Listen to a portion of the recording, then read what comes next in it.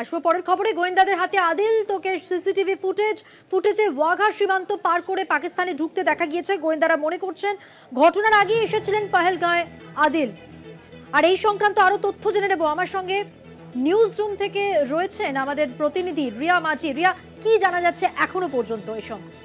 দেখো, এই মুহূর্তে আদিল ঠোকের যাকে নিয়ে জলঘোলা হচ্ছিল এবং আদিল ঠোকের সে এখানকারই অর্থাৎ কাশ্মীরেরই বাসিন্দা এবং সেই আদিল ঠোকেরকে ইতিমধ্যেই কিন্তু গোয়েন্দারা তার দেখা মিলেছে। অর্থাৎ এই আদিল ঠোকেরকে দেখা গিয়েছে সিসিটিভি ফুটেজে, তাকে পাকিস্তানে অর্থাৎ ওয়াঘা বর্ডারে ক্রস করতে দেখা গিয়েছে, পাকিস্তানের দিকে যেতে দেখা গিয়েছে এই আদিল ঠোকেরকে। তোমাকে জানিয়ে রাখবো যে চারজন টেররিস্টকে ইতিমধ্যেই আইডেন্টিফাই করা সম্ভব হয়েছে। তাদের মধ্যে দুজন যারা কাশ্মীরের বাসিন্দা, একজন তাদের মধ্যে হচ্ছে হাসিম মুসা এলিয়াস সুলেমান এবং দ্বিতীয় জন হচ্ছে আলী বাই এলিয়াস হচ্ছে থালাবে এবং যে তৃতীয় নাম্বার হচ্ছে আলী ঠোকের, যারা কিনা একদম কাশ্মীরেরই বাসিন্দা আদিল ঠোকের বিচ বিহার থেকে এবং আসিফ শেখ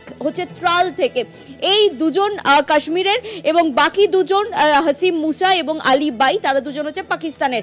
এই চারজনকে ইতিমধ্যেই তাদেরকে আইডেন্টিফাই করা সম্ভব হয়েছে। তবে এই যে আদিল ঠোকের, তোমাকে জানিয়ে রাখবো যে এর আগে যে আমরা খবর করেছিলাম সেখানে আমরা দেখিয়েছিলাম যে 2018 সালে পাকিস্তানে গিয়েছিল এবং যেই দুজনকে সন্দেহভাজন বলে প্রথম থেকে মনে করেছিল সেই দুজনের মধ্যেই হচ্ছে এই আদিল ঠোকের, সে একজন।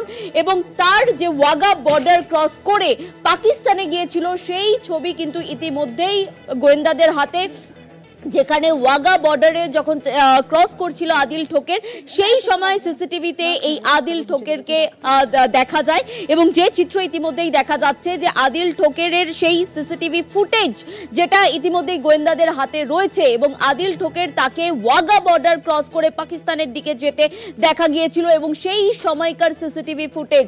এবং ইতিমধ্যেই যেমনটা জানা যাচ্ছে যে গোয়েন্দারা মনে করছে বা এজেন্সি মনে করছে যে এই আদিল ঠোকের সে কাশ্মীর বিহারের যে বাসিন্দা, পাকিস্তানে গিয়েছিল ঘটনার বেশ কয়েকদিন আগে তাকে দেখা গিয়েছিল পাকিস্তানে যেতে, কিন্তু তার ফেরার ওয়াঘা বর্ডার দিয়ে ফেরার কিন্তু কোনো রকম চিত্র ধরা পড়েনি সেই সিসিটিভি ফুটেজে এবং সেই কারণেই মনে করা হচ্ছে যে এলওসি দিয়ে সে কোনোভাবে এই যে পাইনের জঙ্গল রয়েছে বা পাহাড় রয়েছে সেই পাহাড় টপকে অর্থাৎ ট্রেক করে পহেলগাঁও অবধি পৌঁছেছিল। কারণ পহেলগাঁওতে ঘটনার আগেও কিন্তু এই আদিল ঠোকেরকে দেখা গিয়েছে, সেই কারণেই মনে করা হচ্ছে যে ঘটনার দিন নয়, ঘটনার আগেই এই এলওসি দিয়ে এই ট্রেক করে আদিল ঠোকের সে পৌঁছেছিল এবং ঘোড়ার যে সাওয়ারি যারা করায় তাদের মধ্যে একজন হয়েই কিন্তু আদিল ঠোকের সে কাজ করছিল এবং ঘটনার দিন এই ঘটনা ঘটিয়ে সেখান থেকে আবার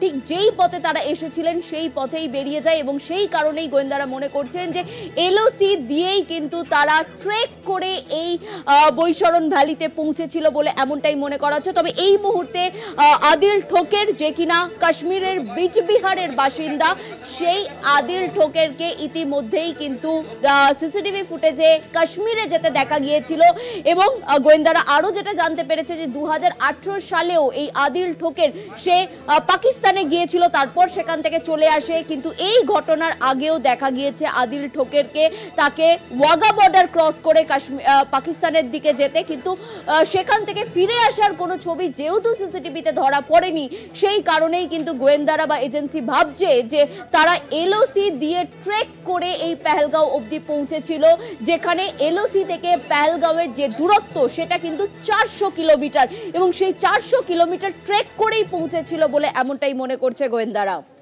অনেক ধন্যবাদ। কথা বললেও আমাদের প্রতিনিধি নিউজ রুম থেকে ছিলেন রিয়া মাঝি, তার সঙ্গে।